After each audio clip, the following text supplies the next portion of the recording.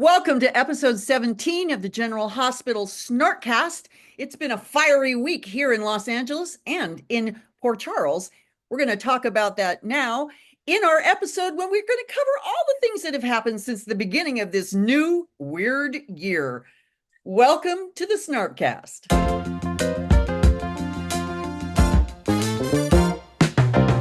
Welcome to our new episode for the new year. It's been a wild week here, and we've got a whole lot to talk about on this episode, but we're going to start with David, who has an announcement for us. Go, David. Well, two little quick things off our podcast last week. We forgot to mention it in our in memoriam. Richard Simmons also passed away in 2024. That's my fault because I had found a great article earlier in the day about all the soap stars that had passed away in 2024. And of course, I lost the article by the time we were broadcasting. So I was trying to remember who it all was. But Richard Simmons, and that was a pretty biggie because he was a big part of GH in the 80s. And of course, he came back, I think, in the early 2010s to get some revenge against Lucy. So RIP to all them. I know Richard Simmons personally gave me many hours of joy and exercise. So yeah. RIP. Just a little addendum to our worst storyline. I had chosen the Heather hip replacement, that little quick. It dragged on for months, but there wasn't much story. But I would also say, and put this in the same category, that weird offshoot Ava storyline where she was moving in on Sonny and messing with the medication and all that. Yeah. Oh, I'm so glad I forgot about that. Yeah, I did too, because they sort of course corrected later in the year. But I'm going to throw that also into the worst storyline. There were quite a few snarkies who had something to say. Why didn't you choose the Willow and Drew as your worst storyline? And for me, it's because that story really hasn't it's just now getting off the ground. Yeah, it's going to be a 2025 story. In terms of ick factor, totally, that's the worst, but we're not there yet. Yeah. If it were a couple, it would be Drew and Willow. This has been an interesting week of Comeuppances. It's been like, whoa, the audience is getting. We had Joss go off on Willow in an epic battle. It was incredible. We had Carly in the chapel with Drew reading him the riot act. It was a great week. So, David, what do you think about all these are we done with the Comeuppances, or Drew and Willow going to be churned in the dryer for a while? I don't know. I mean, this is really a case of, I feel like sort of a little bit of real life is overlapping into the storyline because just of all the kind of, let's stick with the word icky publicity that they've had about this storyline, about how they're promoting Willow and Drew as the new Luke and Laura. And of course, as we've learned over the years, Luke and Laura was problematic by a big margin. And, it's just our sensibilities have changed. Our culture has changed where that is no longer acceptable. So I kind of feel ick when I hear these comparisons, because it just makes me like sort of even more against this storyline. It's just, I'm trying to think, were there other storylines on other shows that made me feel this way? And I really can't think of any offhand here. I think part of the problem is, yes, this storyline of the wrong people, kind of icky people, generationally different or related different, those stories have happened. No one has reacted the way they have to Drew and Willow. In fact, yesterday on the page, I posted and I said, is anyone really rooting for these guys? And unequivocally across the board, everyone's like, no, it's gross, it's icky. So this is what I want to say. What is the difference here between this icky story, which is creeping everyone out, and all the other, and people on the page mentioned about 3 or 4 other situations where this happened on other soaps.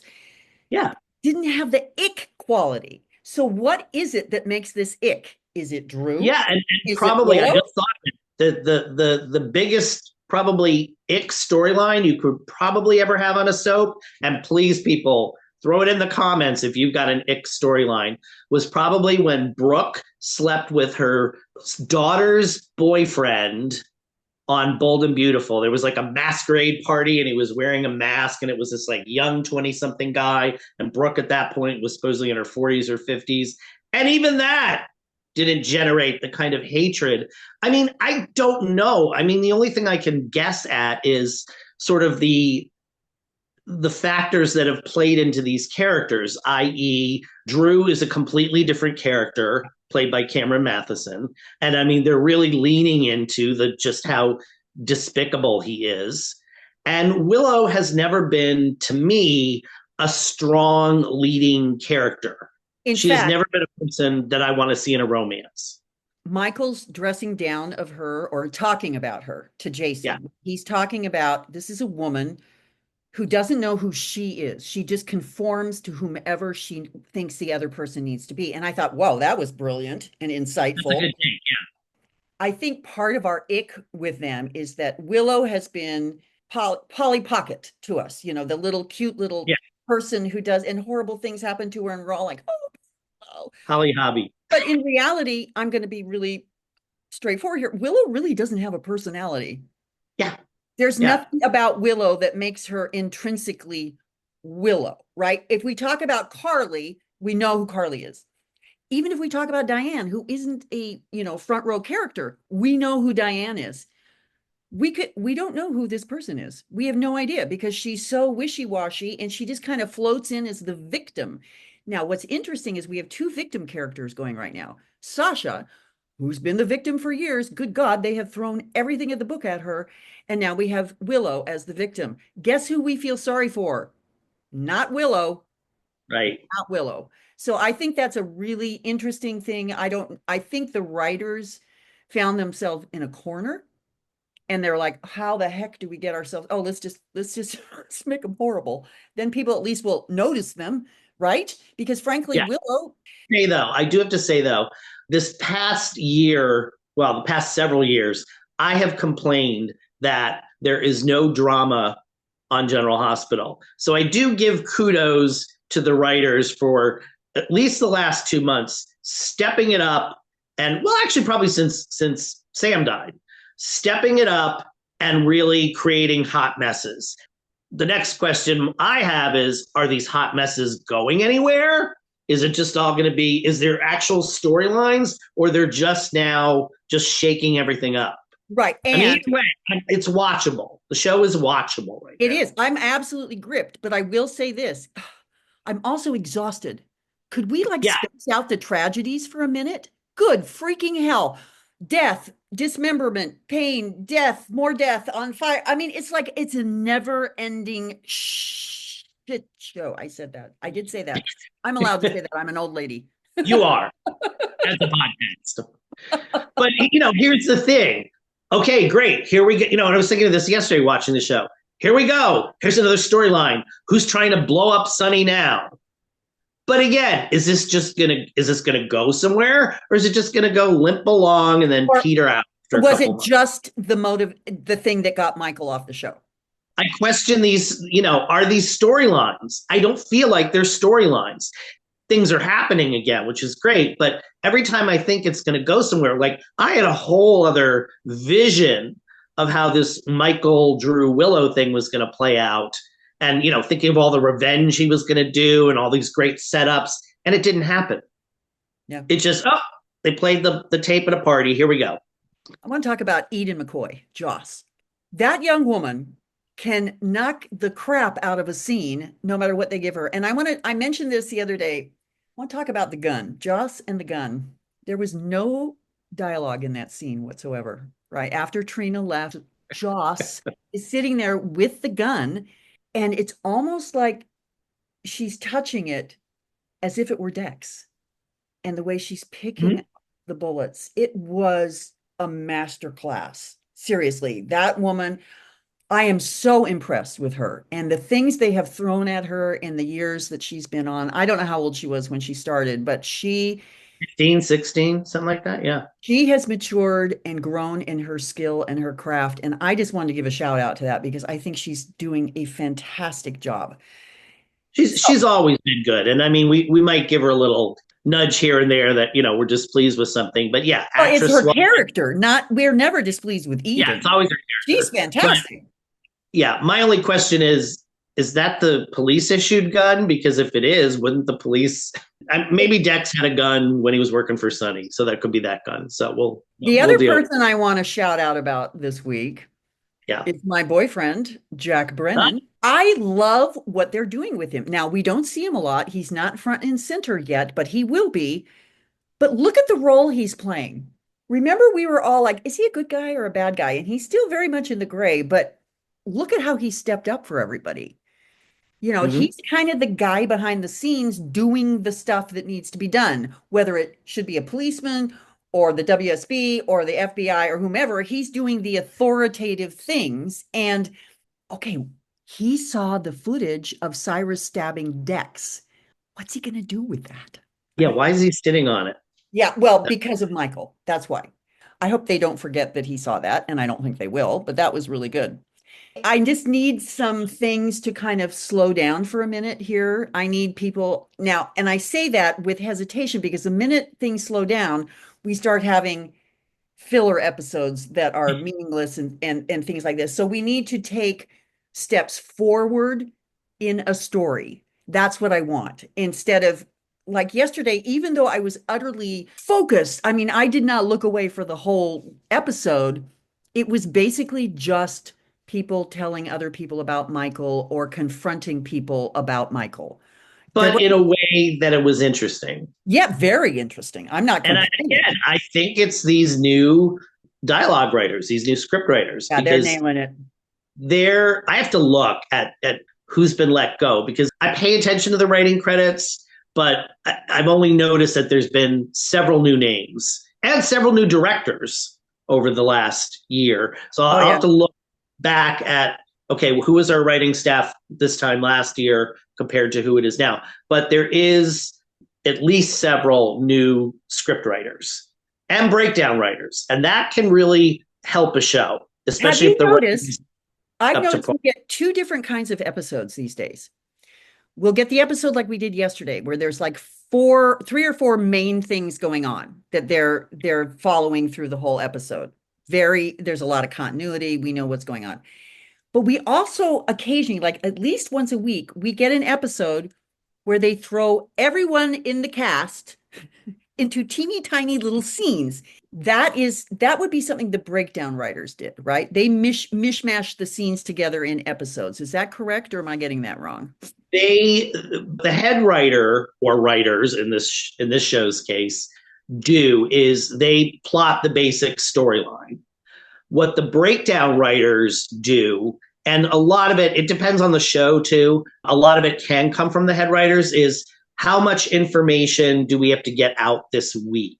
So then what the breakdown writers do is they look at the week, Monday to Friday, they break it down. When is this going to happen? When is this going to happen? How does this play into that? And then they basically are breaking it down into scenes.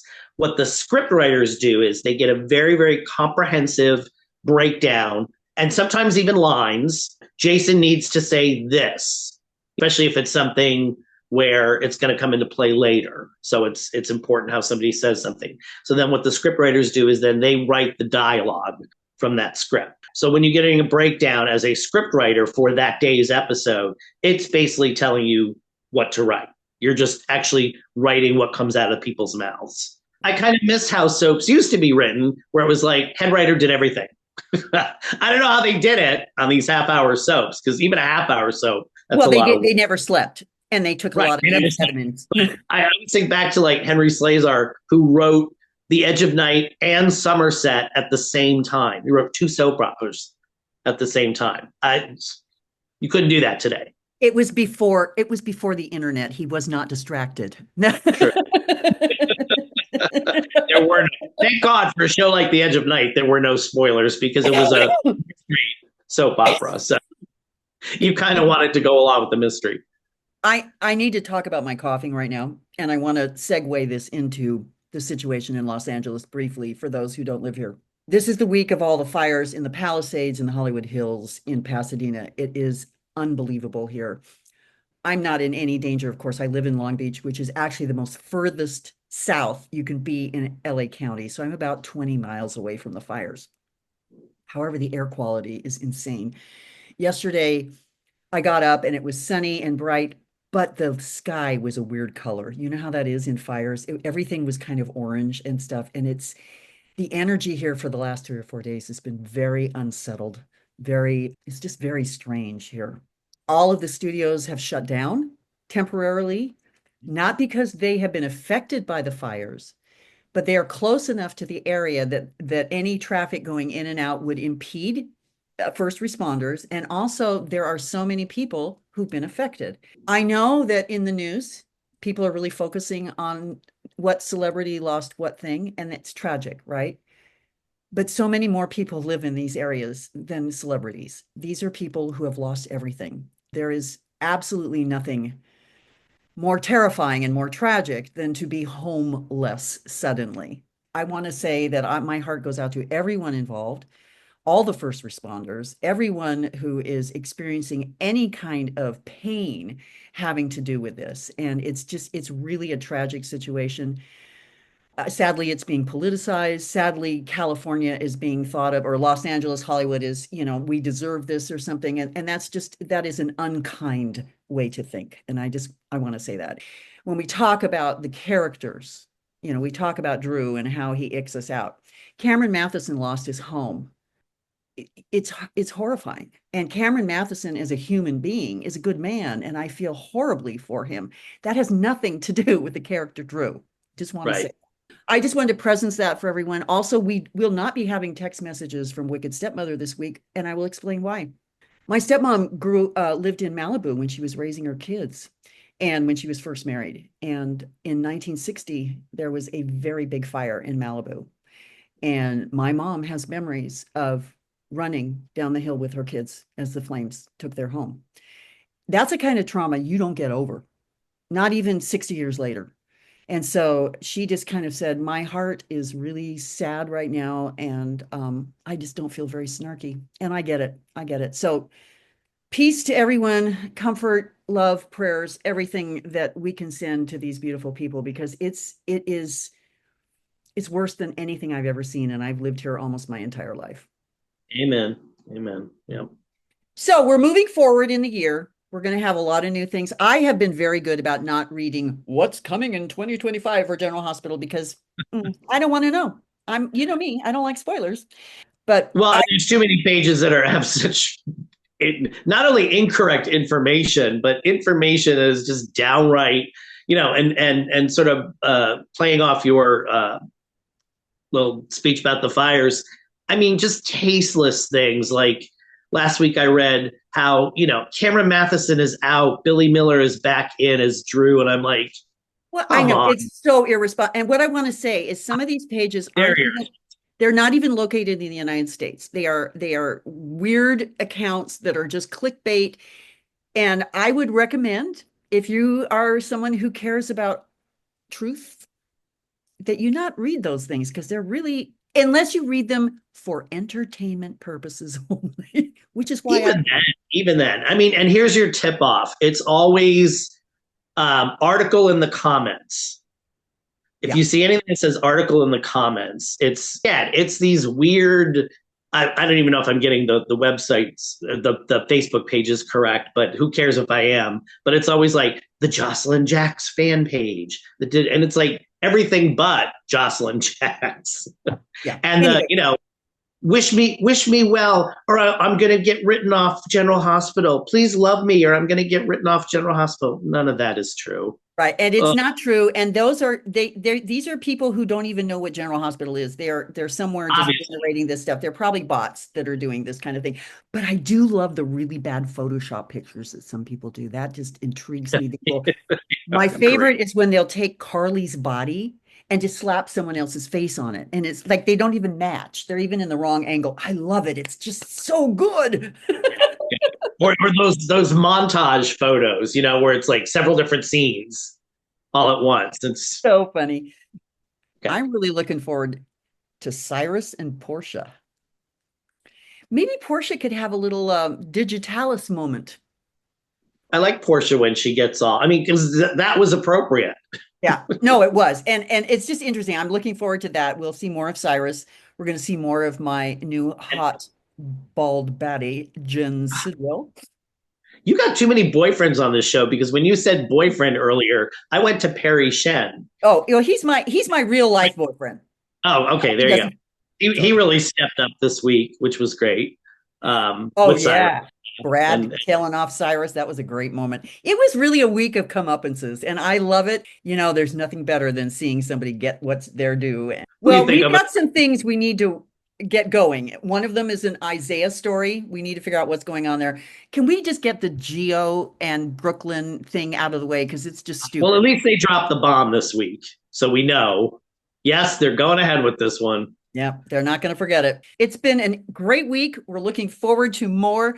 Please comment if you agree or disagree with us or have any better ideas, because we know you guys know a lot more than we do sometimes. Like, subscribe, tell your friends. We're so happy you're here. Thank you for following us. Thanks for all you do. We'll talk to you next week.